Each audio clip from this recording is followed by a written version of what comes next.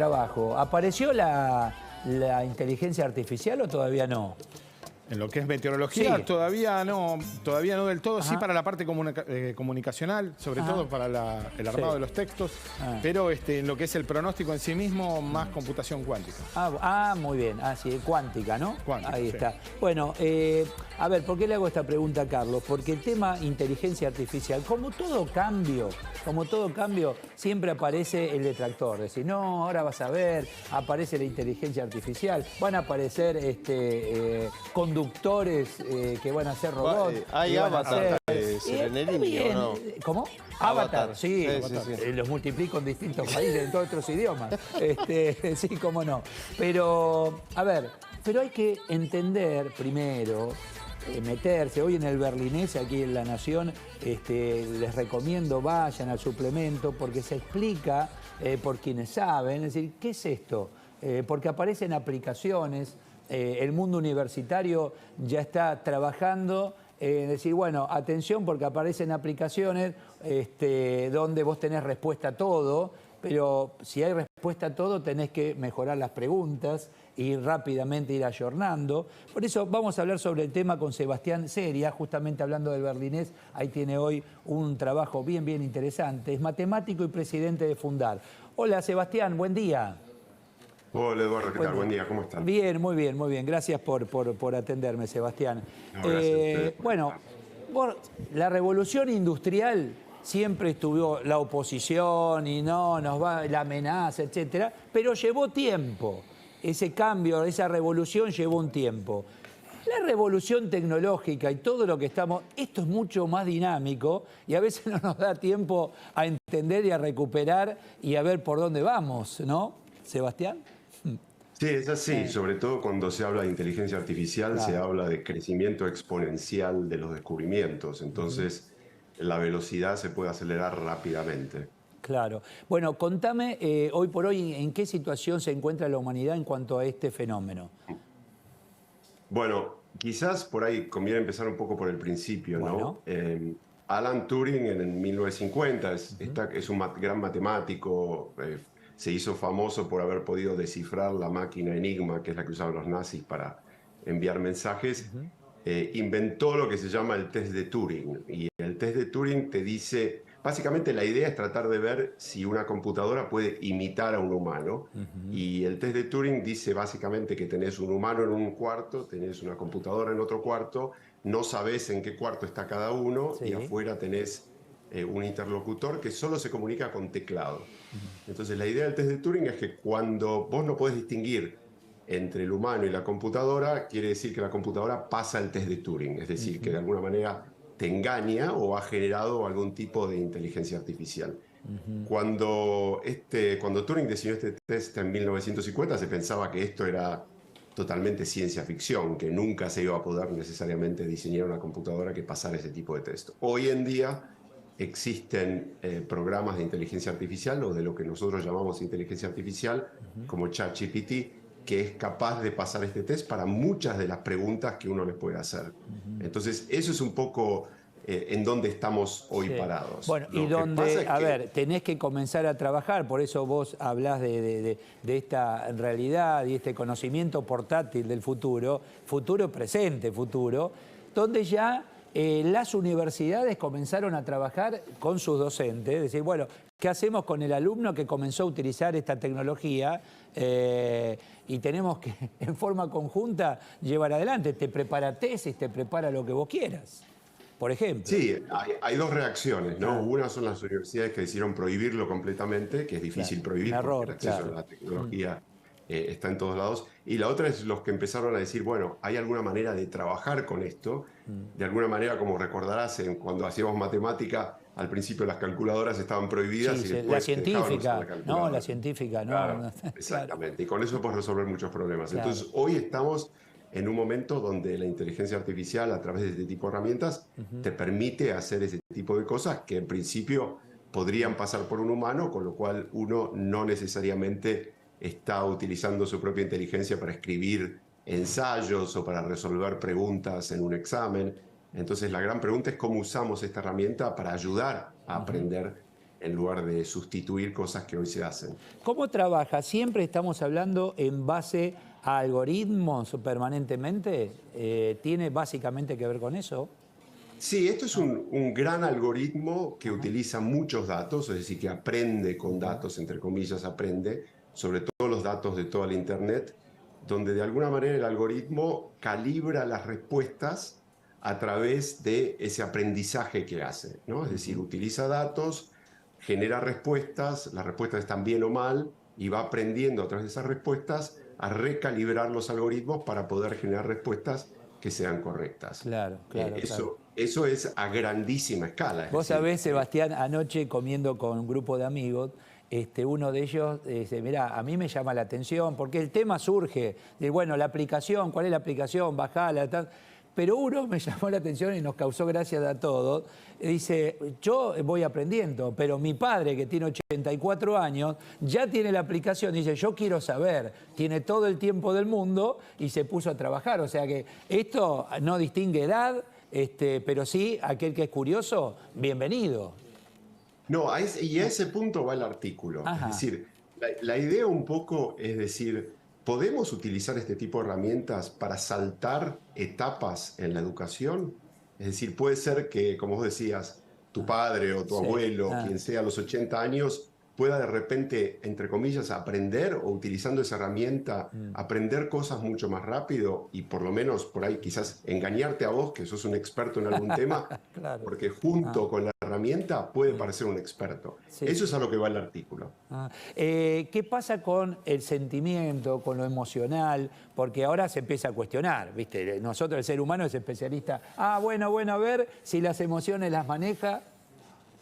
Bueno, interesantemente, no es que obviamente no maneja emociones porque Claro, no es un ser sería. humano, pero parecería como si manejara las emociones. Es decir, es capaz de responderte cómo te sentís, cómo estás hoy, o de devolver, de demostrar, entre comillas, cierta empatía con el usuario y tener una conversación donde uno parece que está hablando realmente con un humano. Obviamente es una máquina, no tiene emociones per se. Claro, pero bueno, esa es la gran pregunta, ¿no? Si en algún momento vamos a poder llegar a ese momento donde no solo tiene emociones, sino que tiene, entre comillas, conciencia. Esa es la gran pregunta Ahí que se está, hace. perfecto.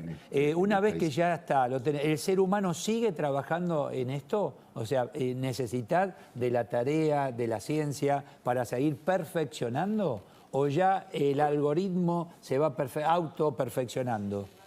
Esa es una pregunta excelente, excelente. Hoy en día nosotros lo que decimos es que necesitamos del humano y que obviamente la inteligencia artificial de alguna manera se nutre de esa investigación que hacen los humanos y los humanos son los que generan, entre comillas, a la inteligencia artificial. Pero ¿por qué no pensar en un momento donde la inteligencia artificial es capaz de generar inteligencia artificial por ella misma y es capaz de replicarse? Y bueno, ahí entramos en algunos escenarios un poco peligrosos porque si se empieza a replicar no sabemos para dónde va a ir, ¿no? Claro, claro. Muy interesante. ¿Qué momento? Creo que esto, aquellos que tenemos, bueno, yo 56, pasamos por distintas etapas, desde el teléfono disco a hoy que usamos inteligencia artificial. ¿Qué momento para ustedes, imagino como profesionales, matemáticos, Sebastián? Qué maravilla, ¿no? En el mejor de los mundos. Es un momento fascinante, realmente. Claro. Y para nosotros como fundación, lo que hacemos es pensamos cómo este tipo de herramientas nos pueden ayudar a desarrollarnos como país, ¿no? Cómo podemos hacer para saltar esas etapas que en algún sentido perdimos en nuestra historia y cómo podemos utilizar este tipo de herramientas para lograr competir de igual a igual con los más expertos, con los más desarrollados. Sí. Vuelvo a la docencia. Los pibes ya manejan mucha tecnología y la comprenden y la utilizan, etcétera. Atención el docente medio que en cuanto a edad, que tiene que ayornarse y tratar de ir más rápido o a la par, por lo menos, del alumnado. Sí, es un gran desafío para la docencia y creo que ahí también existe la posibilidad de que este tipo de herramientas aumenten o ayuden a los docentes a enseñar mejor. Entonces, en ese sentido, tratamos de pensar en un futuro más positivo, donde no es que las máquinas nos van a reemplazar, sino que de alguna manera las máquinas nos van a ayudar a ser mejores. Y eso también puede ayudar, por ejemplo, si uno piensa en docentes que no necesariamente están tan capacitados como otros docentes, y a veces eso pasa en las escuelas quizás más pobres versus las escuelas más ricas. Si logramos que esos docentes que no están necesariamente tan preparados o que no tienen realmente las capacidades, podemos ayudarlos con este tipo de herramientas a que pasen a ser, digamos, más expertos. Sí, sí, Entonces, si sí, sí, sí. logramos ese tipo de mejoras en cualquier profesión, lo que estamos haciendo es realmente potenciando a los humanos. Y En eso me parece una que sería algo oportunidad hablábamos de, a ver, situaciones que nivela la sociedad. Por ejemplo, un buen vino es caro, lo puede comprar Sebastián o lo puede comprar Eduardo. Muy bien. Pero una gaseosa, la compra Sebastián, la compra Eduardo, nivela. ¿La tecnología nivela a todos? ¿Puede ser que en un momento nos nivele? Bueno, si miramos históricamente, Sí. se puede hablar de una cierta nivelación que ha conseguido la tecnología, pero no es uniforme. Hay etapas o hay lugares donde la tecnología ha servido para los más expertos o los más afortunados o los más privilegiados para ser todavía más privilegiados, ¿no? Se habla de la brecha digital, Sí. y eso quiere decir que las personas que no tienen acceso a la tecnología se van a quedar todavía más atrás. Entonces me parece que es una pregunta muy importante. ¿Cómo podemos hacer para que estas tecnologías ayuden a disminuir esta brecha digital que tenemos y que la tecnología sea realmente un agente de cambio para bien, para Sí, lograr sí, sí, sí, sí, sí, digamos, sí. ese desarrollo inclusivo del que tanto Porque hablamos? vos recordás que cuando comenzó toda esta revolución, vos necesitabas en tu máquina a alguien que venga a asistirte permanentemente, ¿no? Tenías una persona profesional que te asistía en casa o en la empresa por programación, etcétera. Después, yo no entiendo, la industria necesita vender y llegar a todo público, entonces fueron haciendo todo mucho más simple. Se enciende con este botoncito, nos fueron simplificando. A eso me refería, Sebastián. La Sí, simplificación de la exactamente. utilización nivela.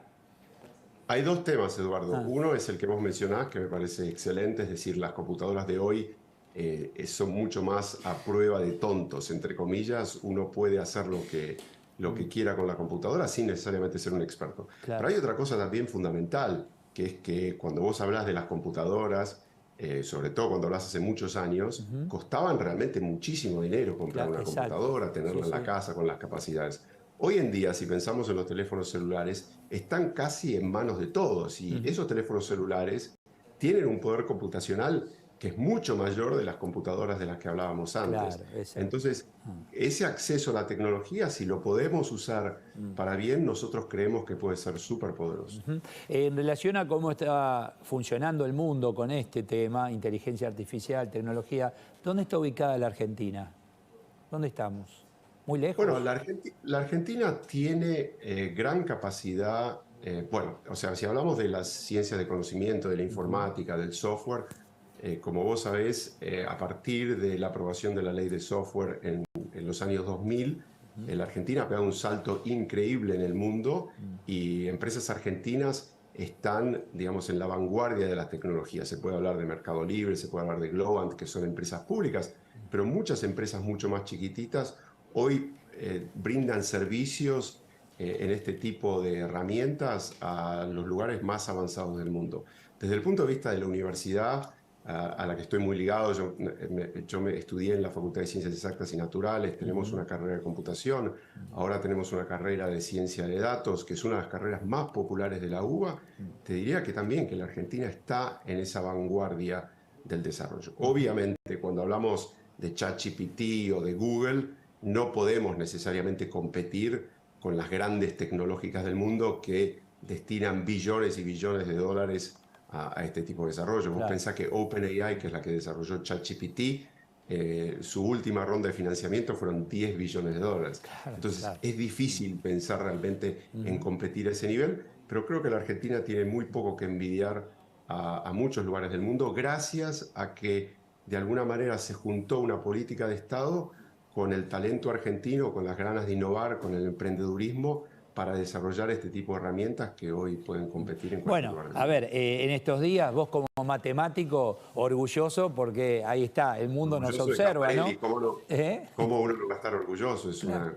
Es increíble, realmente es una cosa, pensar una cosa increíble. Sí. Y Eduardo, esto me brinda un poco una oportunidad de hablar un tema que yo considero mucho, como vos sabés, o no lo dijimos, pero yo estoy en Londres, yo vivo en el exterior hace muchísimo Sí. tiempo, me fui a la Argentina a los 23 años, y bueno, Caffarelli es un matemático que se fue de Argentina hace muchísimo tiempo, y a mí me gusta no hablar de la fuga de cerebros, porque algunos van a decir, bueno, Caffarelli, o sea, fugamos su cerebro a Estados Unidos. Pero Al no deja de contrario, ser argentino, claro. exactamente, me Ah. gusta mucho hablar del tema de la diáspora argentina y esa idea de Caffarelli cuando hablas con él es alguien que es totalmente argentino y que quiere colaborar con la Argentina y eso me parece que es muy importante. Tenemos que incorporar a los argentinos que están afuera para que nos ayuden con nuestro desarrollo. Estamos hablando de matemático, premio Nobel, y tiene que ver con la Argentina, y tiene que ver con esto que estamos hablando, porque, a ver, capital humano, docencia en Argentina, y que están en el mundo. Bueno, ¿qué dicen las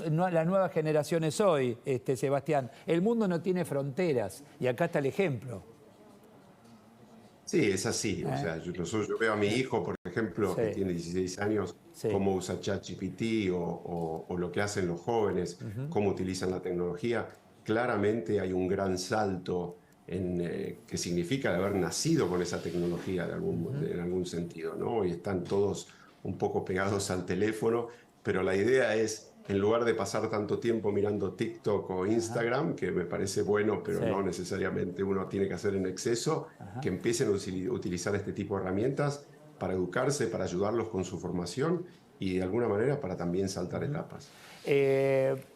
Fuera de esto, digo, ¿qué negocio los sillones como el que tenés vos ahí? Porque dicen que es muy cómodo para trabajar en... ¿Efectivamente es así?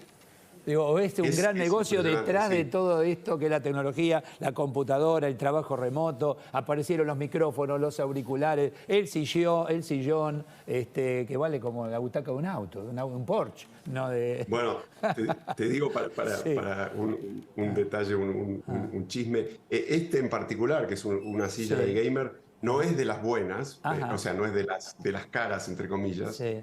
En Estados Unidos una silla así vale $150, con lo cual Claro. no está considerado para nada algo excesivo, pero es comodísimo, sobre todo si uno se pasa mucho tiempo frente a la computadora y además el look está bueno, ¿no? También, Sí, claro, claro, no, está muy bien, está muy bien. Sebastián Ceria, gracias, te mando un abrazo, linda nota, la verdad que muy instructivo. Muchas gracias. No, gracias a vos, Eduardo, gracias por invitarme.